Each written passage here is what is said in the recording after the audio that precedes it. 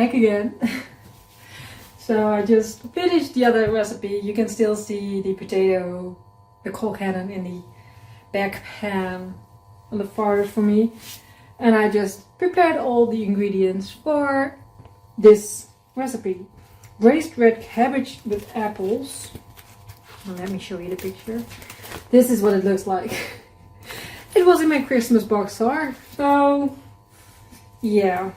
It also starts with a Christmas tradition from my mother's kitchen. Well, my mom doesn't really have a Christmas tradition, I think. So, yeah. This says, my mother always makes a version of this braised red cabbage at Christmas. And it's one of those comforting dishes that felt like home the moment I see it bubbling away. It's become part of our rhythm in the kitchen together. Chopping, layering, tasting, the scent of cloves and apples filling the house. It's gently spiced, a little sweet, and perfectly cozy alongside the roasties and gravy. I'm really looking forward to another Christmas day in her kitchen this year. Warm, familiar, and full of love. Just like this dish. Well, I'm eating with potato cakes tonight. I feel like, yeah, it's a lot of cabbage. I had to buy 2 kinds of cabbage. Doesn't matter. They're vegetables, so I'm okay. It says, this dish is even better when made ahead. It keeps well, reheats beautiful, and freezes perfectly. So, yeah, I only did half my cabbage because even though it said a small red cabbage, I thought I bought the smallest, but it's still... I am only cooking for 2. So, and I hadn't read the recipe beforehand. So I was like, I just want to start this recipe, and yeah, I could have made a whole, but I went to the shop this morning and I actually bought 1 cooking apple for this recipe. And if I wanted to do the whole, I had to buy 2 or 3. And that's not a problem, but I didn't do it.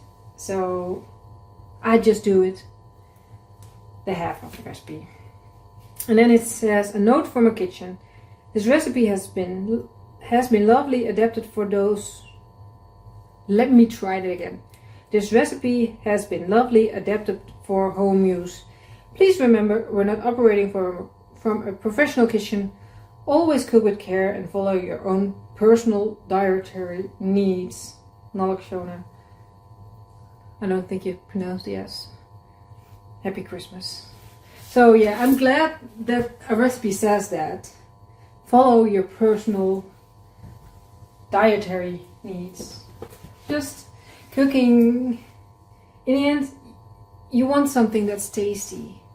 And I'm so sorry for saying this, but if you offend someone by cooking a traditional dish, let me say it like that, and you change things to make it good for your own taste, that's so weird. I'm sorry. I feel like the Irish have so much more traditional dishes that they can be mad about. And like, you know, the Dutch stamppot, the mashed potatoes with, and we're like, just put in there what you like. We're not, yeah, well, the Netherlands isn't, how do you say it? We're not well known about our dishes, so maybe I shouldn't say anything about it, but yeah, I feel like, yeah, food should be tasty in the end. Sometimes you need food for fuel, but it should always be tasty. Let's start this recipe. Preheat the oven to 150. Yeah, 150. That's good. And by the way, this card, the potato cakes were all in pounds. So, and the foils were in grams. The shipment boy was in grams too. Tablespoons, we all use tablespoons, grams.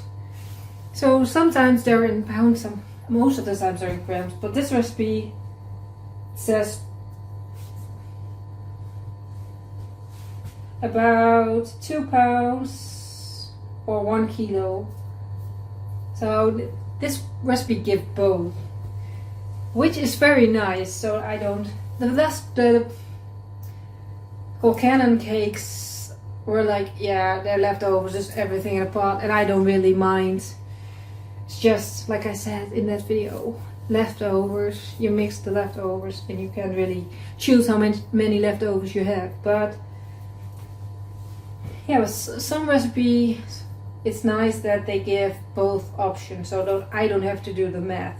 Sometimes I feel like I did the wrong math. But like I said, finally start this video after almost 6 minutes of talking. I have shredded the cabbage, and now I have to use a handful of cabbage, onions, apples, garlic, spice, and then brown sugar, salt, pepper. Keep layering until everything is used up. So, but yeah, they use much more than I do, so I feel like I'm not going to have so much layers as they would have. Now, these are my pieces of apple. They are smaller sizes too, but I think. Anyway, why do we layer it? Are we going to, stir once or twice during cooking? So I feel like onions too. In the end, it will all be all mixed up, I feel like. So, oh, I forget the spices, but what do we do? I've just read it and I already lost it. Yeah, I should, but I only need 1/4 of a teaspoon of ground cinnamon, and that between my layers, or even, no, I need less. I need 1/8. So I'm sorry, with the amounts that this is, I'm just going to do it like this, and then the garlic is still here. Oh, and I think I made a mistake. I have to transfer it. It needs to go in the oven. And this can go in the oven, right? But I'm just going to try. If my pan fails, then I have to try this recipe again with a new pan. But I feel like this is plastic. I'm just going to try it. It's just 150, right? So onion, all of the apple. It's going to be a really great lesson if this pan doesn't make it.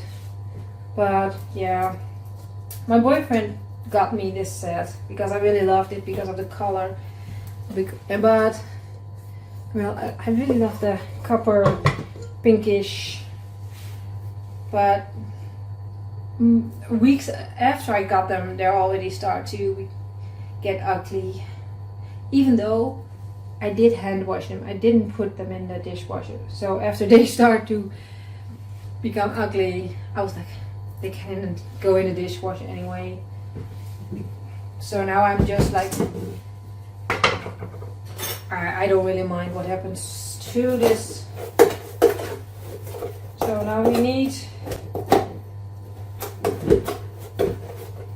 1.5.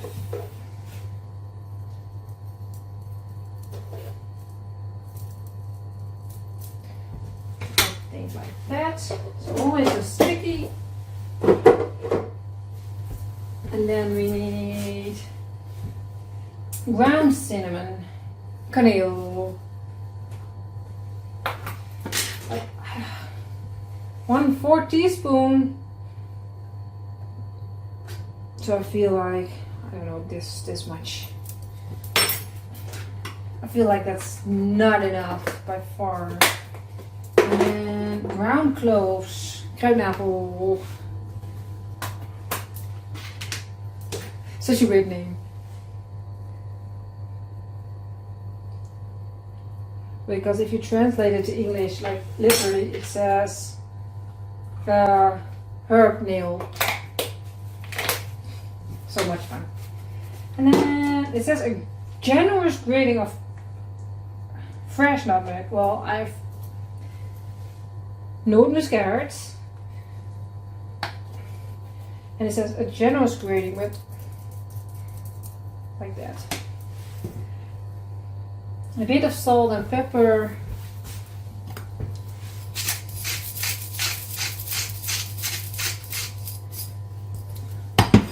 So I also have ground pepper somewhere, but keep layering until everything is used up. Pour over the vinegar and dot the top with butter. So I've got red wine vinegar. That's why I needed to go to the shop. Basically, for this red wine vinegar and the white cabbage. So I need tablespoon, so 1.5.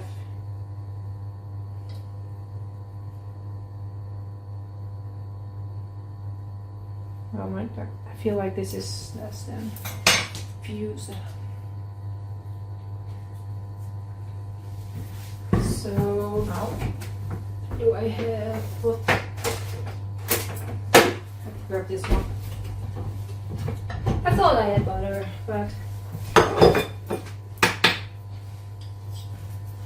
nope.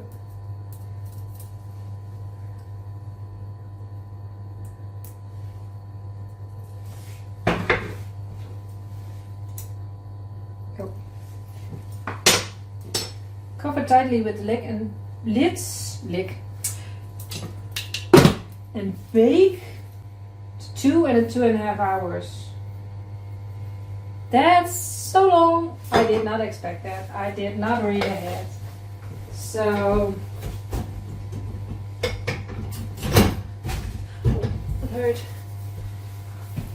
But the oven isn't at 150 yet, so yeah. I feel like I have to clean up because my kitchen is a mess.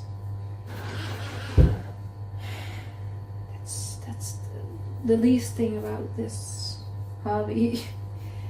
And then, yeah, waited 2.5 hours while keeping an eye on this, because this can go so wrong because of the pan. Anyway, you'll see me in a flash how my pan is doing. That was my oven, so this one can go in.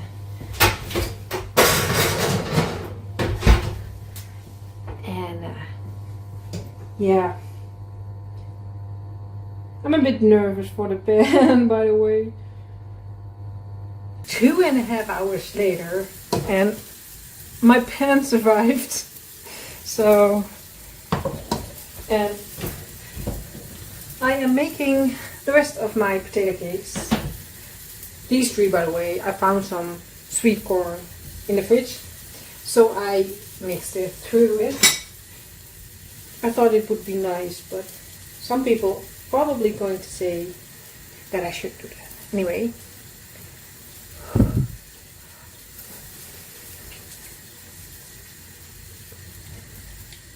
That is a very tasty red cabbage. Well, my mom makes it so much better. We have this Dutch breakfast bread, sweet. I'm not sure. I post a picture of it. And she puts it through this, and that's so good.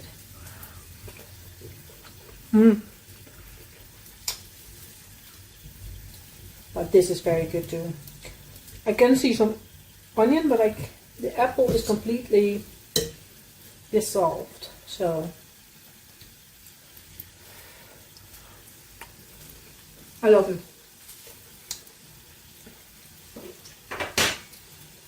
I don't know how to describe this one.